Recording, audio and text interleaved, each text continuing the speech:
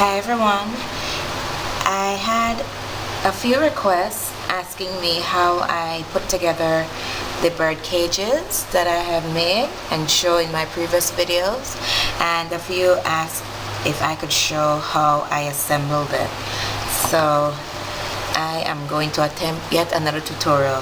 For the Holtz bird cage, I don't have the die. This was made from the die cuts that Terry, the paper lover, sent me. Thank you, Terry. These ones are from Anne. She's Ever Blooming Crafts here on YouTube. So thank you, ladies. So I hope I don't screw this up because this is like the last. I won't have enough to make another one. So you're gonna need four die cuts, one for each wall. So it's 4 walls. For both birdcage. Now the Holtz die is thick, so that's good. If you're going to put cardstock or paint, inside, outside, whatever applications you're gonna use, you might want to do that now before you adhere the walls. And the same goes for the Spellbinders die cuts. The Spellbinder die, this one is from, sorry for the glare, the Bird Sanctuary die, and I use this one, and it's fairly large. So the Spellbinders die, I found that it only cuts like 0 boxes, not extremely thick 0 boxes either. So you might want to double up on this for each wall to give it some body, some sturdiness. So you want to do that before you put your designer paper or paint whatever it is you're going to do on the outside. So let's start with the Holtz one first. I'm sorry if you hear a humming in the background. I have my fan on. It's really hot. Now I use glossy accent to put them together, to hold them. Karen asked me if I use hot glue. Karen, I tried it last night as a test run and it was messy because of the small space, the rails or the edge, it's thin and the glue was showing and oozing out. It was ugly, so I'm gonna stick with the glossy accent. And so what you want to do is you want to score either on the right or the left. Whichever side you choose, you're going to do that for each wall. So I chose the right side. So I'm going to score on the right side for each of my walls. Okay, so let me show you. You want to put the ruler right at the edge of the first opening right here. You don't want the ruler to go over. You want it to be right at the edge. So you need to do that. Try to get it precise for each wall. So you score at the top all the way down, an imaginary line all the way down.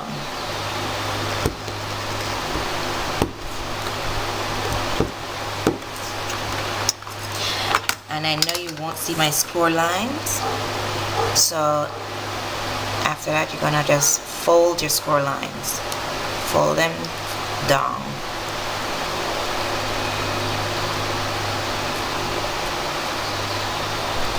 So I went ahead and did that for each of my walls. So now we're gonna adhere them.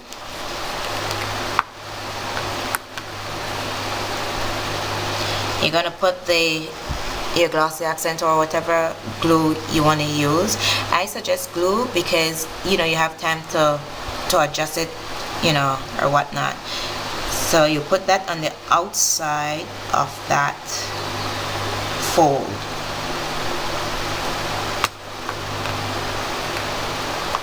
You're gonna take your other die cut. Now your fold on this die cut will be on my left because I'm turning it. The inside of the birdcage will be facing me up, and you're gonna take that fold and place it on the other side, the right side that is not folded, on the other bird cage. I hope that makes sense. Also, I hope I'm in frame.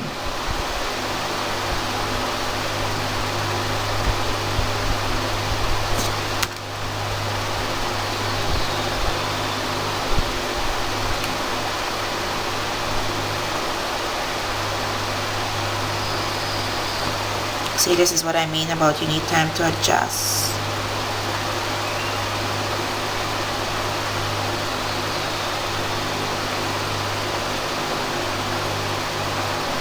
Just making sure that the glossy accent is having time to get tackier to adhere to the other wall. So I'm just pressing it down.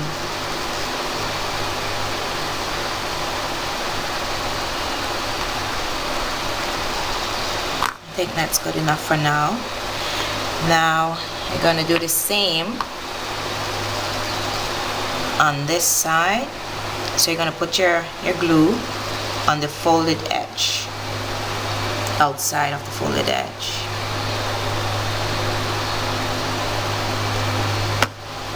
And again,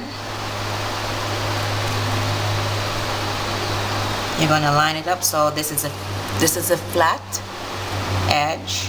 You're going to adhere to the folded edge that you just put the glue on.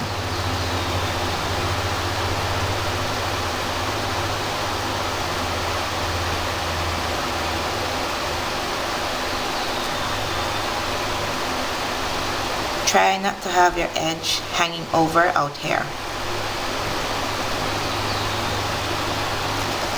Just flipping it over so I could press it down.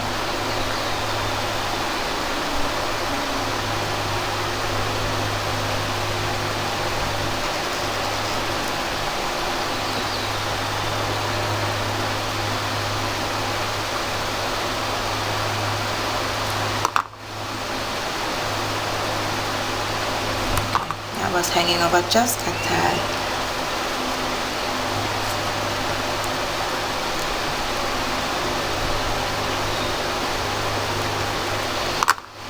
Okay, and for the last wall, again, glue on the outside of your fold.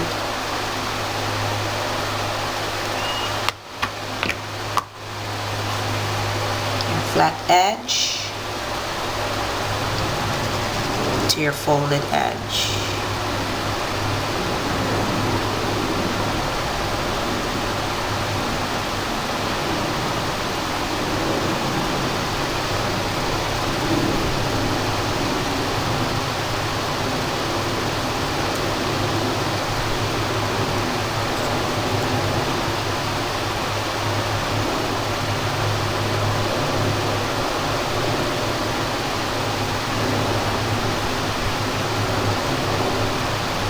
Flipping it over so I could help it along.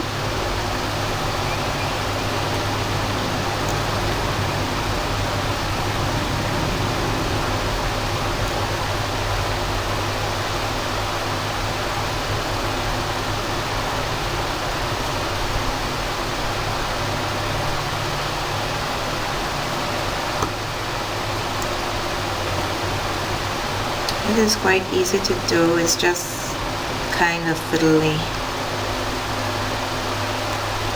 because you're dealing with small spaces and a thin edge, but it's fun.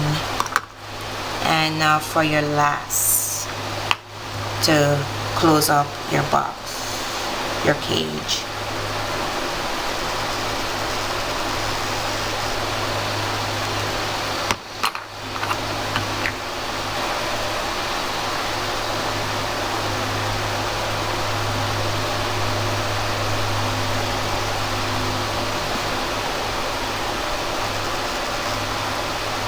This is why I really like glossy accent. It gives you time to adjust, and when it dries, it's like really strong. Love it. And if it oozes out, it dries glossy. So it's not that obvious. And if you do see it, well, hey, it's nice and glossy.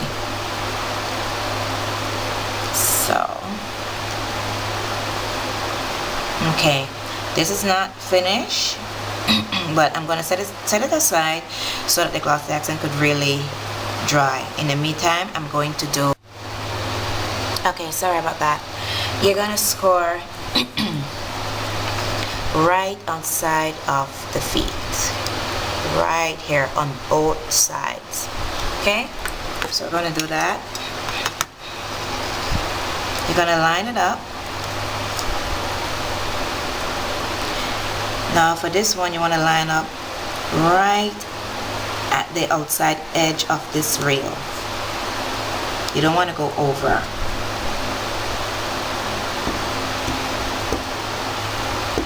And on the other side, again, right at the outside of the rail.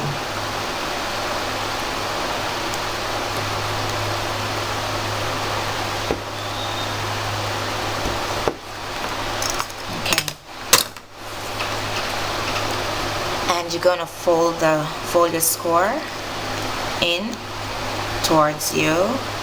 So basically your full flaps will be outside of the cage. For these little wings or notch, whatever you call them, sticking out, you're gonna fold them in the same direction you did the feet. So just take your fingernail, you don't need to score that, take your fingernail and fold them in. That's all I do. I just take my fingernail and fold them in. So now you're gonna adhere the feet and that little tip to one another. Sorry. So I put the glossy accent, and you're going to just line them up.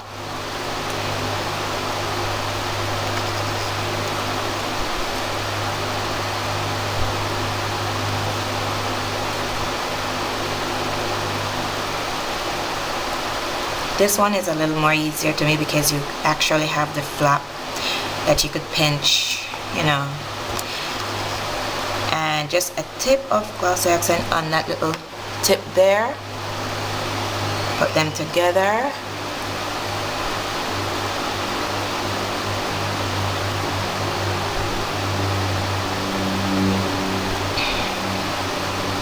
Squeeze them and hold them just for a couple seconds. Give the glossy accent time to grab. The next.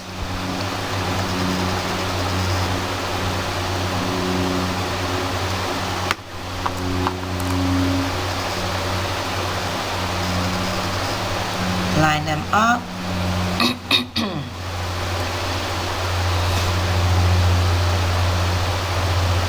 Put the tips together at the top. Squeeze and hold. And last one. Oops, my fan is blowing my cage away.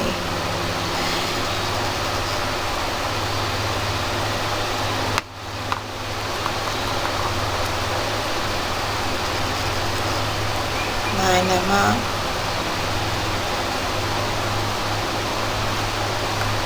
The tips at the top.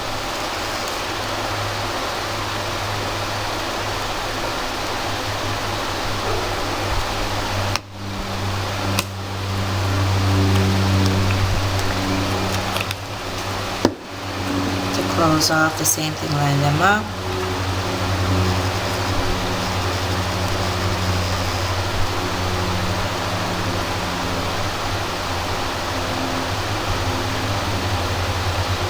And at the top.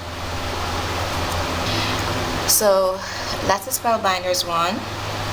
I'll give this time to dry. Now back to the Tim Holtz. Okay, so for the closure, all I did was I would take the top and just bend them in, fold them in. That's all I did. Try to get them more rounded.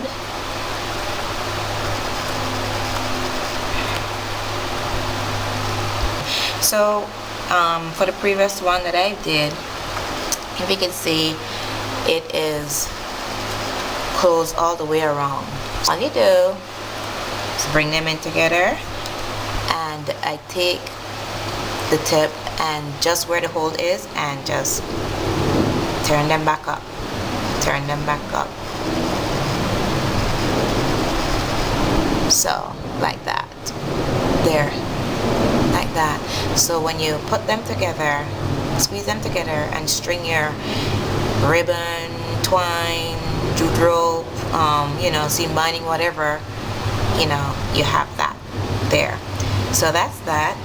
And for the Spellbinders one, I did the same. I bend them in, but because this does not have, like, it's not tall at the top like the Tim Holtz one, I just bend them in, punch my holes here, and I run my ribbon through. Now it's not going to go all the way like the Tim Holtz one, all the way in, because it's short. So, you know, that's that. Now for your base, you would need to cut a 3x3 square, and I score it at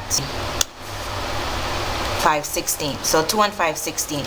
Let me see if I could show you on the ruler. I hope you can see this stroke right here. So you're going to score it all around and you're going to fold to get your score crease. Sorry, my throat still.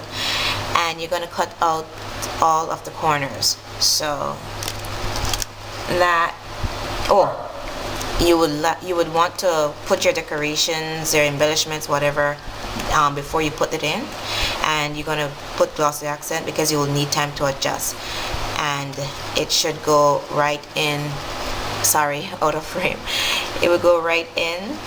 You do your adjustment and make sure it's flush, and that basically the same size for the Spellbinders one also. Now for the Spellbinders, you need to do an extra step, which is fold them all in,